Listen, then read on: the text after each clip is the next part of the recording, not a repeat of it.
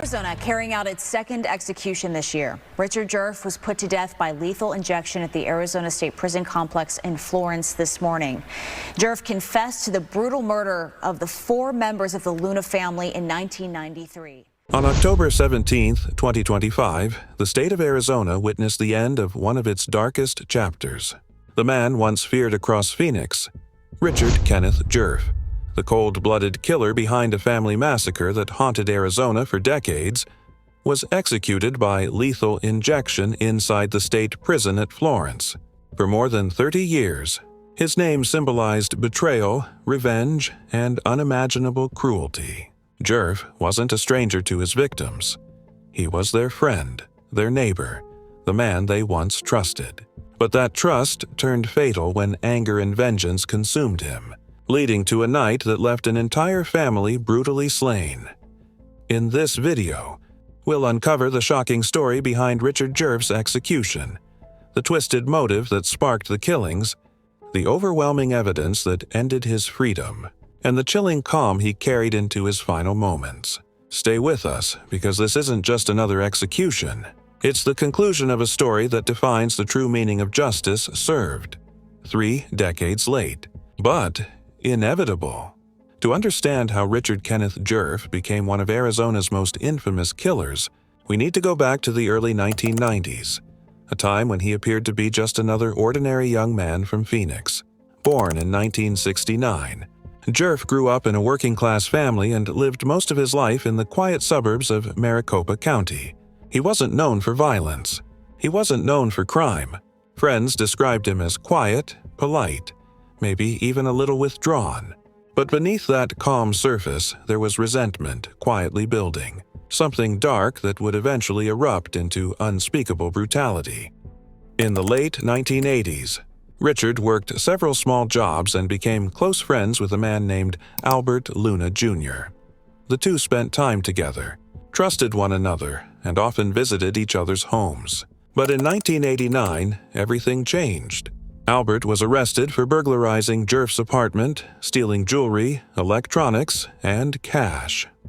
That betrayal lit a fuse inside Richard that never went out. He testified later that the break-in destroyed his sense of control, and he blamed not only Albert, but Albert's entire family for what had happened. For the next 2 years, Djerf's anger grew quietly, methodically. He planned, he waited, and he imagined revenge, not just against one man, but against everyone connected to him. By September 1993, that anger reached its breaking point, and what Richard Kenneth Djerf did next would horrify even the most experienced investigators in Arizona law enforcement. It was the morning of September 14, 1993, when Phoenix police received a disturbing call from a worried friend of the Luna family.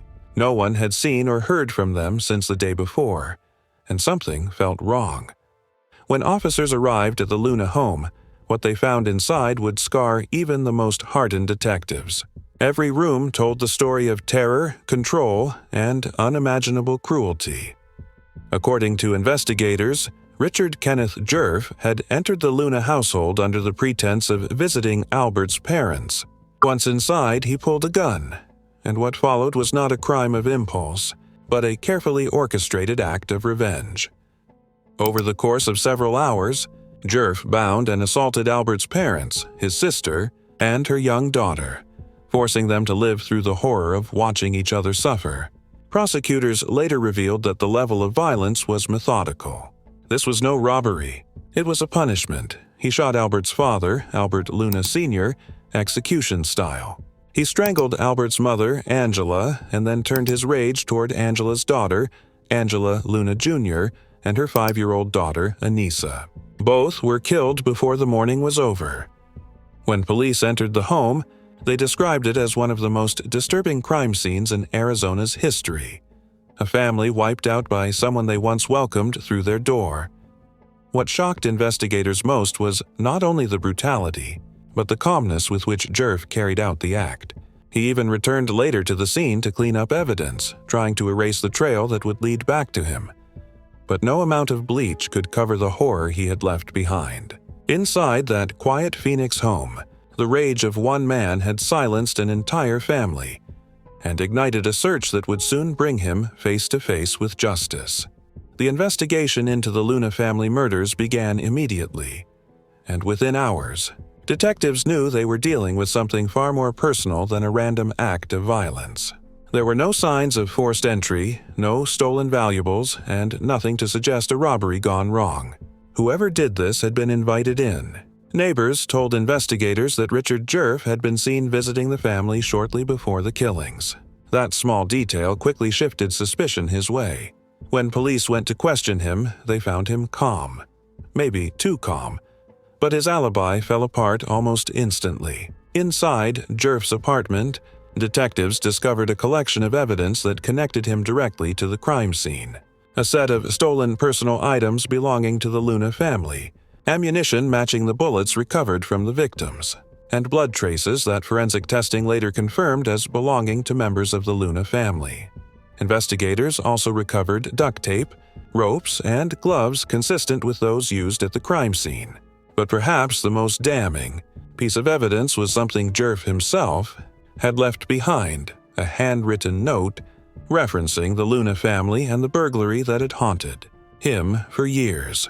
When confronted with the evidence, Djerf initially denied everything, but as detectives pressed harder, his story began to unravel. He admitted to being angry at Albert Luna Jr., but claimed the killings had gotten out of control.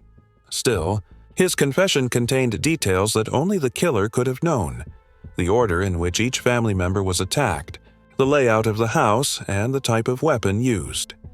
For prosecutors, it was a case built not only on physical proof, but on Richard's own words. He had planned it, executed it, and then tried to erase it. But the trail of evidence told the story he couldn't hide. By the time the case reached the courtroom, there was no question who was responsible. What remained was whether the justice system would see this as a crime of rage, or one worthy of death. By 1995, the case of State of Arizona versus Richard Kenneth Djerf had become one of the most anticipated trials in the state's history. The sheer brutality of the murders, a family wiped out by someone they trusted, had shaken Phoenix to its core. When Djerf entered the courtroom, witnesses described him as emotionless. He avoided eye contact with the families of his victims and sat quietly beside his attorneys, dressed in a simple beige jail uniform.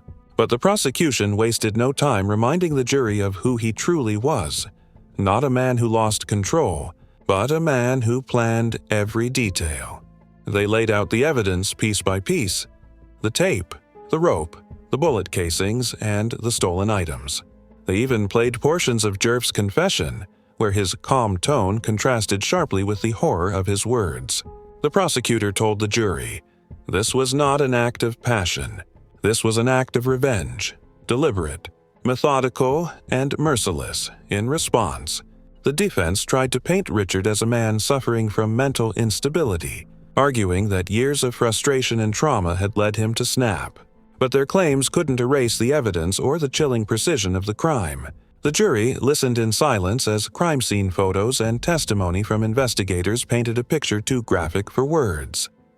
After just a few hours of deliberation, the verdict came down: guilty on 4 counts of first-degree murder. The judge read the decision slowly as the courtroom fell silent. When the time came for sentencing, the jury had only one question to answer: whether Richard Kenneth Djerf would spend his life in prison or face the death penalty. The answer came swiftly. Because of the premeditated nature of the killings, the number of victims, and the cruelty involved, the court sentenced Djerf to death by lethal injection. He showed no visible reaction. No tears, no apologies, no emotion at all. As the victims' families wept in the courtroom, Djerf simply stared forward. A man who had taken 4 lives and accepted his fate without a word. For the state of Arizona, justice had been delivered. But for the families left behind, the sentence could never bring back what he had taken. After his 1995 death sentence, Richard Kenneth Djerf was transferred to Arizona's death row at the Florence State Prison, a place where time moves differently. For the next 3 decades, he lived in a 6-by-8-foot cell, isolated from the world, as his appeals moved through one court after another. Throughout the years, Djerf's attorneys filed motion after motion, claiming procedural errors, mental illness, and even challenging the constitutionality of Arizona's lethal injection process. But every appeal was denied. The courts found no grounds for mercy. The facts of the case were too strong, the crime too deliberate. As the years passed, the families of the victims grew older, some passing away before they could ever see justice served. Each new appeal felt like reopening an old wound, a constant reminder that their loved one's killer was still alive while they lived with lifelong grief. By 2025, all options had run out. The Arizona Supreme Court issued the final order, an execution date of October 17, 2025. After 32 years, the state would finally carry out the sentence that had waited half a lifetime to be fulfilled.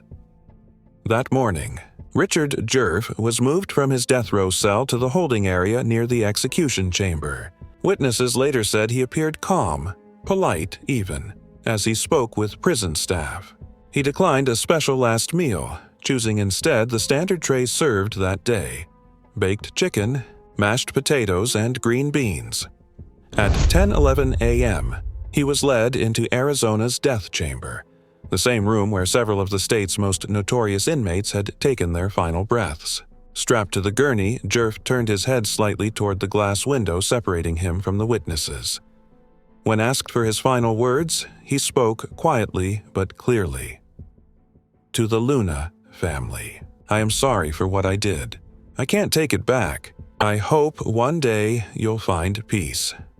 As the lethal injection began, witnesses said Djerf exhaled deeply and mouthed a silent prayer. At 10:40 a.m., he was pronounced dead.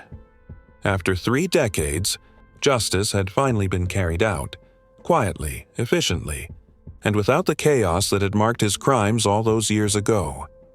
As the curtain closed on Richard Kenneth Djerf's life, the state of Arizona finally turned the page on a case that had haunted it for more than 30 years. But even with justice served, one question still lingers. What drives a man to destroy not just one life, but an entire family that once trusted him? Djerf's final apology, whispered through the glass of the death chamber, came too late to heal what he had broken.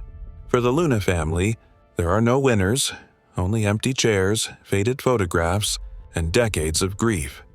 His story stands as a chilling reminder of how revenge can consume a person entirely. What began as anger over a simple betrayal ended in 4 innocent deaths, and a lifetime of echoes that justice could only silence, not erase. As viewers, we're left to ask ourselves, can a final apology ever balance the weight of 4 lost lives? And when justice finally arrives, decades later, does it bring peace or only the memory of pain? This is the story of Richard Kenneth Djerf, a man whose rage outlived his freedom, and whose name will forever be remembered as a warning of what hatred can become. If you believe, every story deserves to be heard, even the darkest ones. Stay with us for more. Real cases that reveal the final truth behind every sentence, every crime, and every last breath.